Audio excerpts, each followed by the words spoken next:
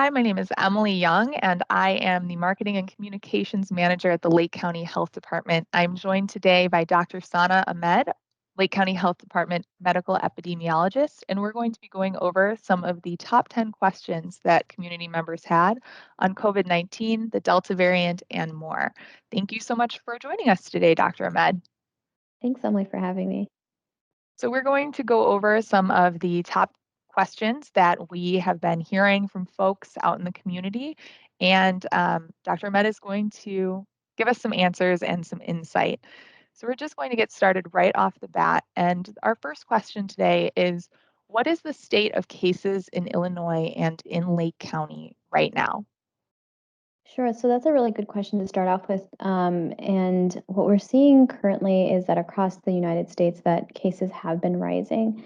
And similarly, in Lake County, we have seen a sharp increase in cases across all age groups, as well as an increase in our positivity rate. So that is the individuals who are getting tested. Most of those tests are coming, a good fraction of those tests are coming back positive, and that rate is continuing to increase from week to week.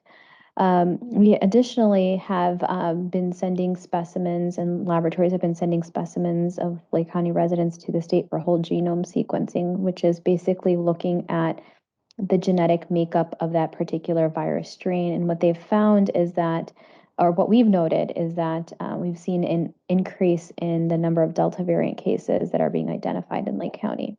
So we've been hearing a lot about variants in the news, and you mentioned briefly the Delta variant.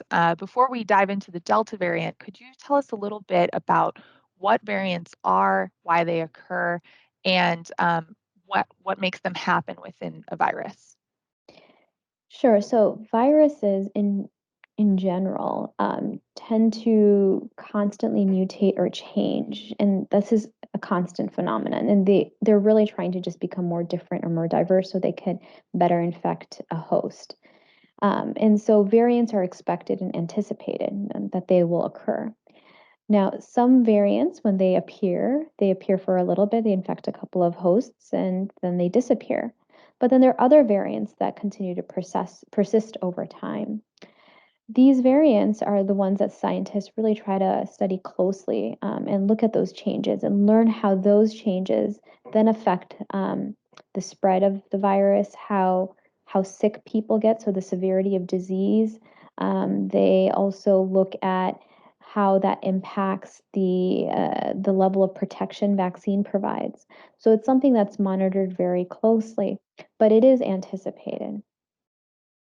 So as you mentioned before, viruses mutate, and we've been hearing quite a bit about the Delta variant of the COVID-19 virus.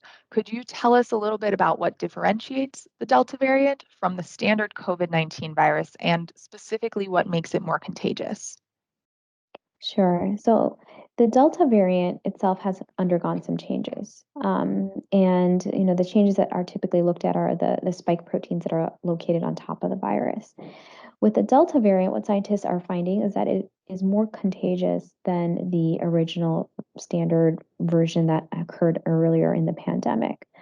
This particular Delta strain grows more rapidly inside the respiratory tract of humans, and the amount of virus that it grows, the amount that grows is quite high compared to the original version. So what they're finding is that this particular strain, Delta variant, tends to spread much more quicker among people because of these higher viral burdens or the amount of virus that's in a person's respiratory tract than the original, wild type version of this particular virus. And in addition, if someone catches the Delta variant, they become contagious much more sooner, and they're likely to spread it earlier on in their infection process because of this higher level of virus within them. So, talking about how we can stay safe and what protection is available, are there any situations where someone who is vaccinated may want to consider continuing to wear a mask or take other precautions as well? Yes, so the Center of Disease Control, the CDC, recommends that individuals who have weakened immune systems, so that includes people with certain medical conditions like cancer, or individuals on certain medications that cause your immune system to be weak, like chronic steroids or other medications like chemotherapy. These individuals should mask while they're indoors regardless of how many cases or how much transmission is in your area. Additionally, individuals who may be healthy but live with people who have weakened immune systems, as I just described, um, they should also consider masking indoors so that they limit their potential exposure to COVID and getting infected and then bringing it home to their loved ones.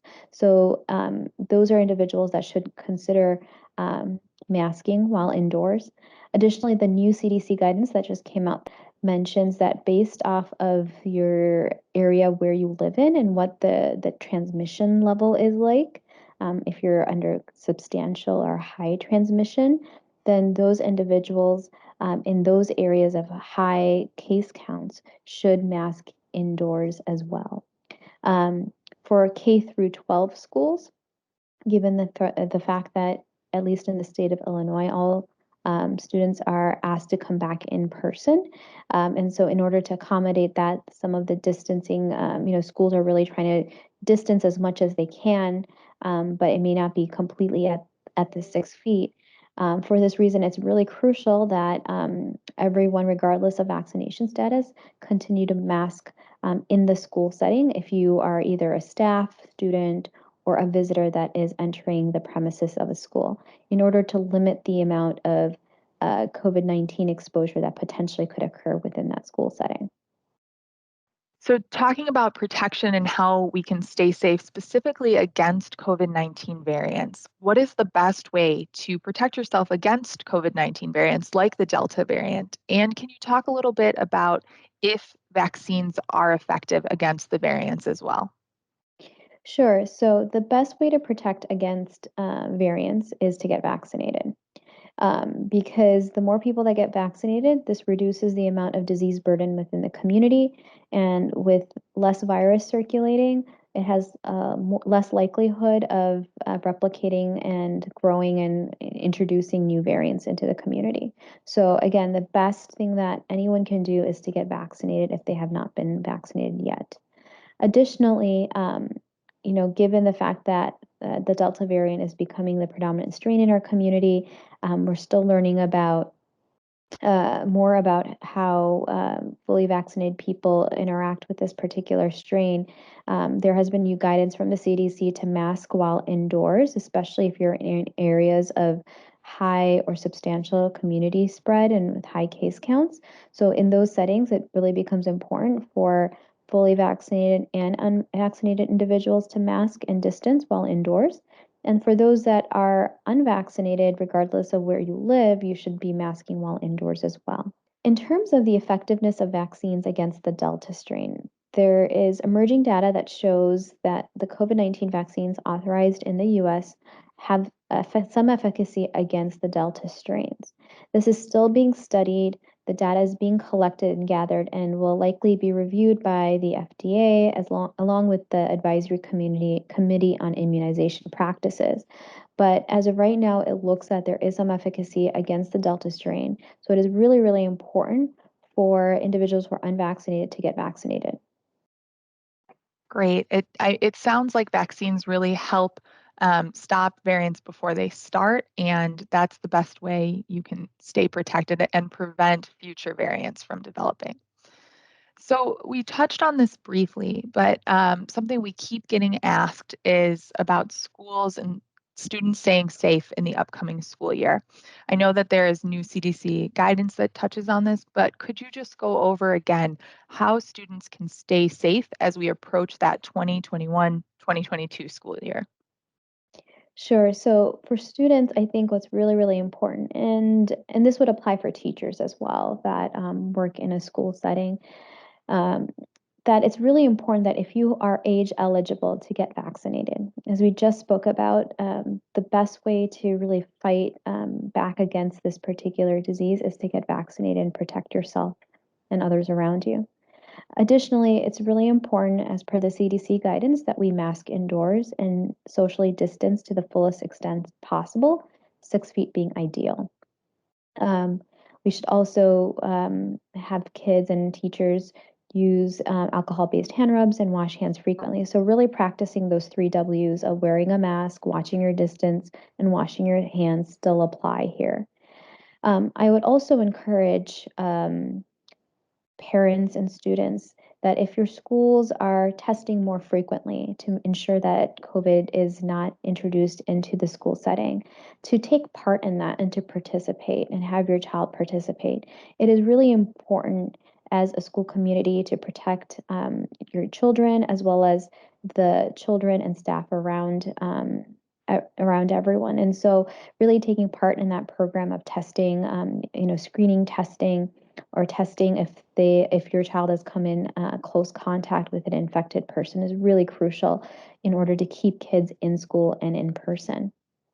Additionally, making sure that you make conscientious and good decisions about what activities that children participate in. If there is concern about high risk activities and that may get a person infected, to maybe avoid those, like having gatherings or parties outside of the school, things like that. So really making some good decisions during the school year in order to protect your children and others around you. And then lastly, if your child has been identified as a close contact or an infected person, to pick up that phone call when the local health department calls you. I mean, we're here to work with you as well as the school to ensure that everyone is best protected and provide the appropriate guidance. So pick up that call and answer questions to help make sure everyone remains safe. Right. So those layered protections to keep students in school and safe, they're so important. And going back to those 3 Ws, back to what we started with, and making sure that we're not forgetting some of those key safety measures. In regards to vaccines for children, do we know when there might be a vaccination available for children under the age of 12? So we anticipate that before the end of fall, uh, there might be a COVID-19 vaccine that is FDA authorized for emergency use and has been recommended by the Advisory Committee on Immunization Practices. Um, there is, as of right now, no certainty on that, but we're hoping that by the end of fall, that before the end of fall, that this happens. So we know that younger children can't get the vaccine right now. But in terms of other mitigation strategies, are there different recommendations for older children versus younger children? No, there really is no difference in recommendations for younger and older children. Um, as you mentioned, Emily, there's a lot of importance in layering those precautions of the 3 Ws of wearing a mask and watching your distance and washing your hands and making sure those are in place in whatever setting that you are, especially in the school setting. Um, that will help reduce the risk for older children as well as younger children who have yet to get vaccinated and have that opportunity. So it's really important to keep that in mind of what are the different layers that of precautions that I can apply in all these settings so that I'm best protecting myself and my children. Right. And I think that even adults, we need to keep those precaution measures in mind and make sure that we're taking all those steps that we can. And going back to the basics of the 3 Ws is so important. Great. And finally, we've seen a lot of widespread misinformation. We've seen it since the beginning of the pandemic, but it's something that's so important to keep in mind that what you're sharing and where you're getting your information from is reliable. So, what would you say is the best place that people can go to for reliable information? Yeah, so the best places that people can go to really get reliable information, avoid all that misinformation out there, is to head to our website, www.lakecountyil.gov, And on there, there are push buttons where you can get COVID-19 data and other resources, as well as there is an opportunity for you to sign up to get COVID-19 updates, which is our newsletter that goes out, providing you with updates on guidances and vaccination clinics, etc. So it's a really good resource for you all to be signed up in and review as that comes out. Additionally, if there's specific questions that are not necessarily found in the guidance that you'd like answered, you can feel free to reach out to our COVID-19 line, and the phone number is 847-377-8130. Again, it's 847-377-8130. And one of our staff persons will be available to answer your particular question if they can. And if they can't, they'll return your call and then make sure that your question is answered or you're referred to the right place for the answer. Additionally, you can also look at the CDC website and the Illinois Department of Public Health website for more information on COVID-19 and vaccines. Thank you so much for that and for joining us today to talk about some of the top 10 questions that we have about COVID-19, the Delta variant, vaccines, and more. Again, I am joined today by Dr. Sana Ahmed, the medical epidemiologist at the Lake County Health Department. Thank you, Dr. Ahmed, for taking time out. Thanks, Emily, for having me. Take care. You too.